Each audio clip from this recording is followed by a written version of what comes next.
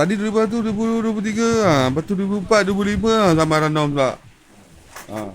Ranom ni pula, punca dia, kita ni hari-hari bersarang terjebak kat rumah Ayu dengan Jamil.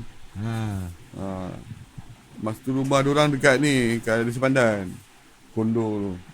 Dekat 18. Ayu ni pula rupa-rupanya fanatik Ramon.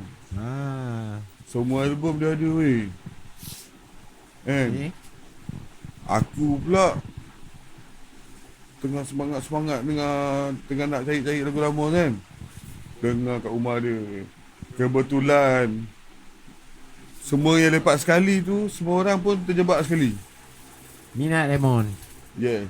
Aku, Lan Cibai, Noah Kabir dengan Ahong.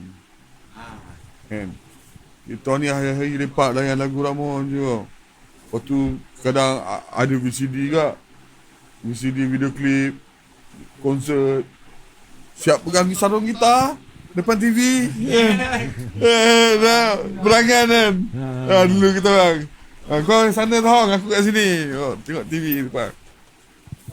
Main practice kan. Okay, chorus pergi depan, verse pergi belakang. Itu formation Ramon je. Training benda tu. Tapi bayangkan kita orang main 2 tahun training.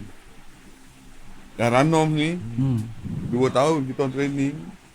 Tak pernah main gig pun semua tak pernah. Tapi time tu pun memang ada niat. Okay, kita buat satu band macam TV Hormon. Betul. So kita ambil masa dulu. Selagi tak Kita tak main. gitu lah, kita tak jalan 2 Ya, tahun betul. bang. Time tu dah nama band dah dipilih tu Ramon. Memang pilih, memang niat kita memang dia tribute band. Terus memang fikir macam tu terus. Sebab apa? Kita dah dengar lagu Ramon semua dah sedap lah. Tak payah nak buat lagu dah. Kita main lagu dia je dah enjoy lah. Macam tu lah kita dulu. Okay, kita buat tribute band. Tu yang tadikan nama tu dah Ranom.